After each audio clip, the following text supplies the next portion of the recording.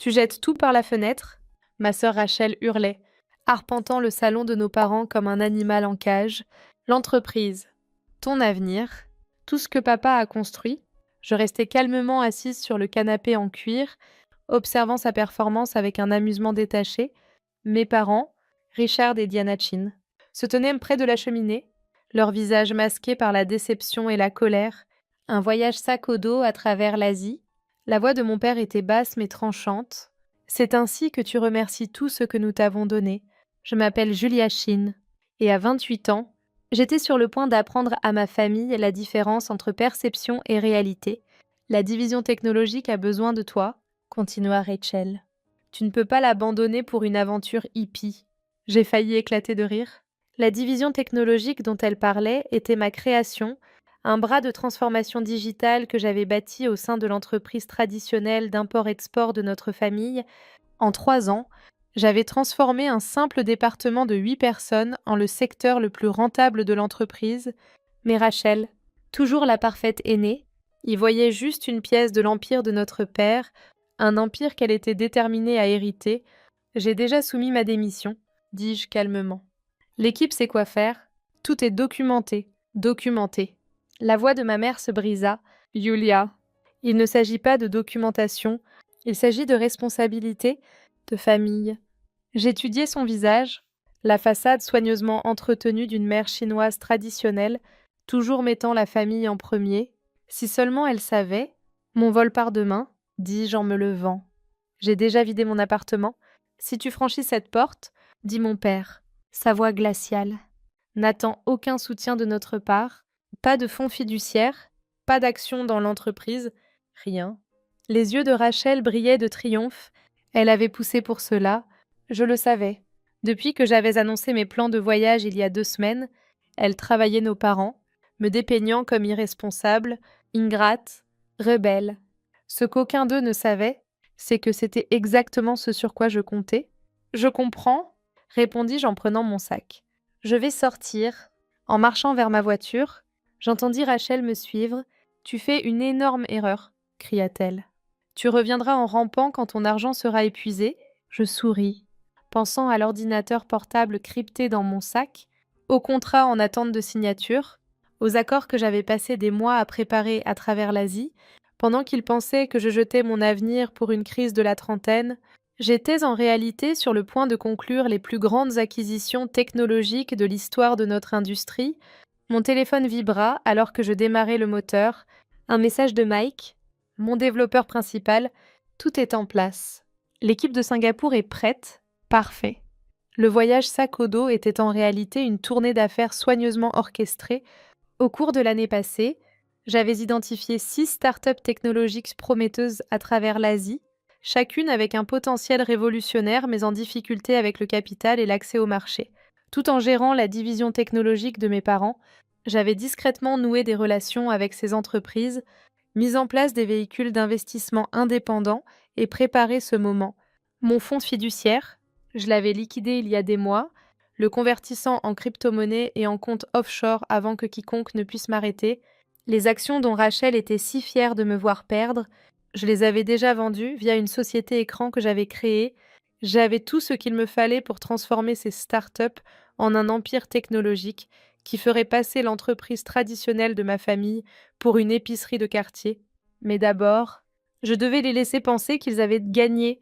Ce soir-là, je me suis enregistrée au Four Seasons, pas vraiment un hébergement de routard, mais je devais maintenir les apparences. Demain, je monterai à bord d'un vol en première classe pour Singapour, où la première de mes acquisitions potentielles m'attendait.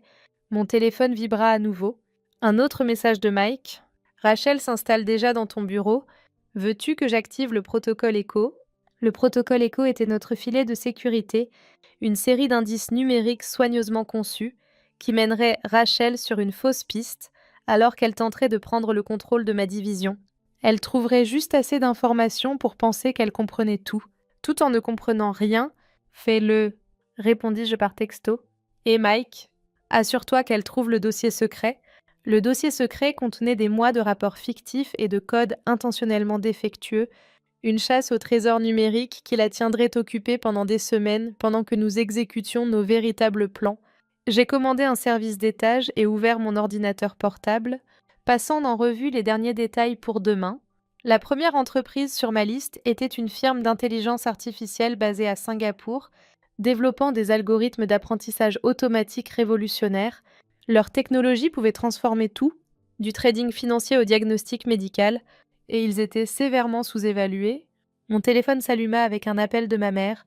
Je l'ai laissé passer en messagerie vocale. Julia. Sa voix tremblait légèrement. Ne fais pas ça. Ton père? Nous pouvons en parler. Rentre à la maison. J'ai supprimé le message et me suis remise au travail. Il comprendrait un jour, ou pas. Quoi qu'il en soit, j'en avais fini avec leurs règles. Le lendemain matin, alors que mon vol décollait, j'ai reçu un dernier texto de Rachel. J'espère que tu apprécies dormir dans des auberges. Certains d'entre nous ont du vrai travail à faire. Je souris, sirotant mon champagne en première classe, et commençais à rédiger les documents d'acquisition pour ce qui deviendrait une transaction de 30 millions de dollars. Le jeu était lancé. Singapour brillait sous le soleil matinal alors que ma voiture s'arrêtait devant l'hôtel Raffles. À l'intérieur, Marcus Wong, PDG d'Accor Technologies, m'attendait. Julia? Il m'a accueilli chaleureusement. Enfin, tu laisses tomber le rôle de directrice technologique junior. J'ai souri. Marcus était l'un des rares à connaître mes véritables plans. Nous avions collaboré en secret pendant des mois, posant les bases de ce qui allait se passer. Rachel est probablement en train de redécorer mon bureau à l'heure qu'il est, dis-je en acceptant le café qu'il m'offrait. As-tu vu la dernière appât qu'elle a mordue? Il sortit sa tablette, me montrant des images de surveillance des serveurs de son entreprise. Il y avait Rachel, connectée sous mes anciens identifiants, téléchargeant ce qu'elle pensait être les fichiers confidentiels d'Accor. Elle a accédé aux données piégées 3 fois la nuit dernière, rapporta-t-il. Ta sœur est rien sinon persistante. Les fichiers confidentiels étaient en réalité des leurres soigneusement conçus, juste assez de vraies données mélangées à de subtiles désinformations, pour envoyer tout concurrent potentiel sur une mauvaise voie, Rachel. Dans son empressement à prouver qu'elle était digne de diriger la division technologique, tombait directement dans notre piège. Parfait, dis-je, sortant mon ordinateur portable. Commençons. Les 4 heures suivantes furent intenses. Nous avons finalisé les termes de l'acquisition, signé les documents préliminaires et mis en route une série de transferts d'actions soigneusement planifiés. À l'heure du déjeuner, je possédais 51% d'Accor Technologies. Mon téléphone vibra. Un message de mon père. Rachel dit que tu essayes d'accéder au serveur de l'entreprise depuis l'étranger. Arrête cette folie et rentre à la maison. J'ai montré le message à Marcus. Il rit. S'il savait que tu n'as pas accédé à leur serveur depuis des mois, tout ce qu'il voit, ce sont les réponses automatisées que nous avons mises en place. Rachel est probablement convaincue qu'elle suit mes tentatives désespérées pour sauver mon argent de voyage. Acquiesçai-je. À propos, j'ouvris mon application bancaire cryptée. Le premier virement était terminé. 10 millions de dollars sur le compte corporatif d'Accor. L'acquisition était officielle. Marcus leva son verre d'eau à la nouvelle PDG d'Accor Technologies et à la phase 1 de l'opération Phoenix, ajoutai-je.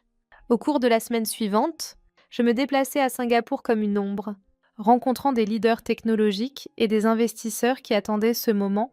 Tout le monde connaissait le nom de la famille Chen, mais peu avaient réalisé que la jeune fille irresponsable avait discrètement construit son propre réseau. Mon téléphone continuait de vibrer avec des messages de la maison. Rachel, tes codes d'accès ne fonctionnent plus. Tu aurais dû y penser avant d'abandonner le navire. Maman, le conseil est très déçu de toi. Arrête cette sottise, papa, quoi que tu penses faire. Ça ne marchera pas. Rentre avant de nous embarrasser davantage. Chaque message confirmait que mon plan fonctionnait. Ils étaient tellement convaincus par leur propre narrative, la file rebelle en quête d'une aventure mal avisée, qu'ils ne voyaient pas ce qui se passait vraiment. Puis vint le message que j'attendais. Mike, Rachel a trouvé les fichiers prototypes. Elle convoque une réunion d'urgence du conseil. Les fichiers prototypes contenaient des plans pour une plateforme de trading basée sur l'IA, quelque chose qui semblait révolutionnaire en surface, mais conçu pour échouer de manière spécifique et prévisible. Rachel, impatiente de prouver qu'elle pouvait gérer la division technologique, pousserait sans doute pour accélérer son développement. Combien de temps avant qu'elle réalise que c'est une impasse ? Demandai-je lors de mon appel vidéo nocturne avec Mike. 2 mois minimum, répondit-il. D'ici là, nous serons prêts à lancer la vraie plateforme via iCore. Ma prochaine étape était Séoul, où une start-up en informatique quantique m'attendait. Leur technologie, combinée aux algorithmes d'IA d'iCore, formerait la base de quelque chose d'inédit.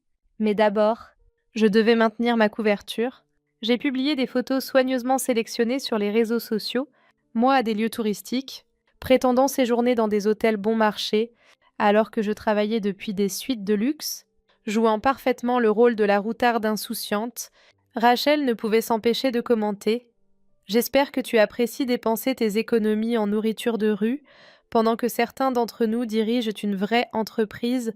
J'étais en fait en train de savourer un dîner étoilé Michelin avec une équipe d'informatique quantique quand j'ai vu son commentaire. L'ironie n'a pas échappé à mes compagnons de dîner. Ta sœur ne se doute toujours de rien, demanda le docteur Park, le scientifique principal de l'équipe quantique. Rachel voit ce qu'elle s'attend à voir, répondis-je en signant un autre contrat d'acquisition. Ils le font tous. À la fin de la 2e semaine, je possédais 2 entreprises technologiques de pointe et étais en négociation pour une 3e. Mon investissement initial de 30 millions de dollars montrait déjà des retours, mais le vrai test était encore à venir, car à la maison, Rachel était sur le point de découvrir ce qui se passe quand on construit une plateforme avec du code compromis, et je serais prête. 3 mois après le début de mon voyage sac au dos, j'étais assise dans un bureau penthouse à Hong Kong quand le message que j'attendais arriva. Urgence. Texte de Mike. Le prototype de Rachel s'est effondré pendant la démo aux investisseurs. Échec total du système. Ton père est furieux. Je sirotais mon café, regardant le soleil se lever sur Victoria Harbour, pile dans les temps. En quelques minutes, mon téléphone explosa de messages. Rachel, qu'as-tu fait à ces fichiers? Rien ne fonctionne. Maman, ta sœur est dévastée. Comment as-tu pu la saboter comme ça? Papa, le conseil se réunit dans 1 heure. Tu as détruit notre réputation. J'ai transféré les messages à mon équipe juridique. Tout devait être documenté pour la suite. Dois-je leur parler du système de secours? Demanda Mike lors de notre appel vidéo sécurisé. Pas encore, répondis-je. Voyons jusqu'où il s'enfonce. Le système de secours était en réalité la nouvelle plateforme de trading d'iCore, la vraie version de ce que Rachel avait essayé de construire à partir de mes fichiers leurres. Pendant qu'elle luttait avec du code corrompu et des faux départs, nous perfectionnions discrètement la technologie.